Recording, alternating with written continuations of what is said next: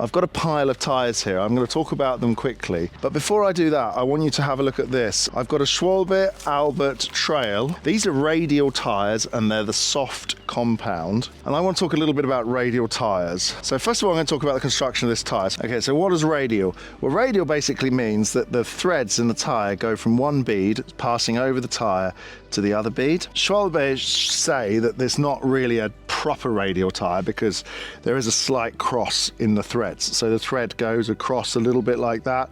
So a proper construction of a radial tyre, especially according to Michelin, is a tyre, it goes straight over and then there's a belt in the top of the tyre. Apparently, according to Schwalbe, it gives the possibility to have a slightly thinner tyre construction because it's slightly more flexible and a slightly maybe lighter tyre maybe. So we're going to go and have a look at some other tyres. I'm just going to give you my commentary on the different tyres I've already tested over time. So what I've got here is a whole pile of tyres. So I'm going to start with what used to be one of my favourite tyres, Goodyear Newton. It's an Enduro. It's a 27 by 2.5 tyre. Well, good tyres. I like them. Very resistant, never punctured. I enjoyed riding with those. This is a Mazda Race. It's another Enduro tyre. This is designed for electric use. It's got a minion style tread pattern. You notice on the blocks, they've got like a cutout on the front to improve speed. Interesting tyre. I've got a Scorpion here, so it looks a little bit like an Assegai from, in fact, most of the tyre patterns seem to be loving the Assegai style tyre tread. 2.4, works reasonably well. Here's a Maxxis Assegai. It's pretty well used. Generally, I find Maxxis tyres, the performance really drops off a cliff once you get past about 50% of wear. So, yeah. Not my favourite tyre. Now these are interesting tyres. Again, another Assegai tread pattern. This is a V tyre and it's an Attack HPL. Now these were really good tyres, I have to say. I really appreciated riding these. They're quite a soft compound, very similar to the Assegai from Maxxis. Wouldn't say it's vastly different to a normal Assegai, but value for money, excellent tyre. A classic Minion. But this is a 2.3 DHF, 27.5. I don't really know of any bikes that even use that anymore, so there we go. I got a Knobby Nick from Schwalbe. Okay, I hate this tyre. I think it's rubbish, too thin. Ride this on an e-bike and basically probably get a puncture, or at least pinch puncture it. A Scorpion EMTB Enduro S Pirelli. This is a 2.6. This is a big tyre. Found it worked quite well, especially in the mud. Probably a little bit hard compound. We've got another Scorpion. We've got the R on the trail. And then we've got a Wrangler. Right, this is a 27.5 by 2.6, so it's been used on the rear. This is the MTR, that means it's the rear tyre. Again, a very similar Assegai type tread grip, very resistant to puncture. It's been my favourite tyres for the last year and I try to use those on all the test bikes. And what we've got here is an Eddy Current.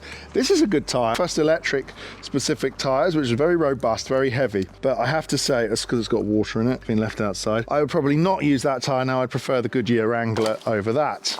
And then another Knobby Nick. Don't like it. So that's a big pile of tyres. How do you actually test tyres? Well, really what you're supposed to do is you're supposed to get the bike, take a trail you know, ride down it with the tyres that are installed, switch to another pair of tyres and then go ride down it again. You try to keep the pressures the same, but there's a lot of things to consider that might cause a problem. That's the pressure of the actual tyres. Are you using an insert in it? What's the suspension setup? What are the trail conditions? Are you tired? Are you not? Basically, one of the most complicated, most difficult things to notice is this tyre better than that tyre? When I started to see all the marketing about the Schwalbe Radial system saying, oh, it's so much better, I'm like, hang on a minute. So I was just speaking to an ex-pro rider today who used to be involved in Kenda tyre development, and he told me that obviously tyre pressure is everything. So I set my tyres to about 1.7, 1.6 bar. The whole idea of Radial, according to Schwalbe, is you can run it with higher pressure and still maintain the flexibility in the sidewalls. Let's check the back one.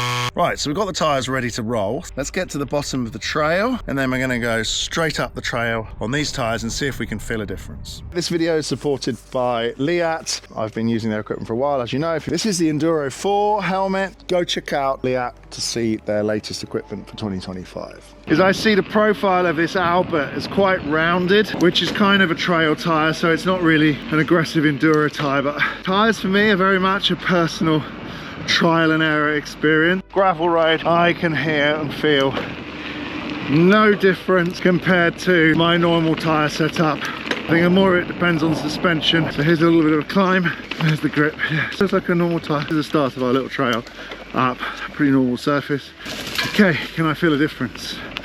Honestly, it just feels like a normal tyre. They do say that a tyre deforms more easily around rocks or stones on the ground, and the contact patch is bigger. The tyre has a more flexible sidewall. Nope. Going up that hill, there's a trail through those woods. It's the start of the climb. As you can see, it's kind of rock and mud. It's quite steep, probably in EMTB mode, and I'm just going to see how it rides because I've ridden this 100 times before with different bikes. When I get to the top, I'll tell you what I think. New Bosch motors working well. Right, here's a little bit of loose, techie rock. Not in shape as I was. It's good to be on the bike though. It's rocky, steep. I'm sitting down more. Is the grip any better? Whew. Honestly, it felt like it would when I'm riding normally. Fly down this in a minute, or okay.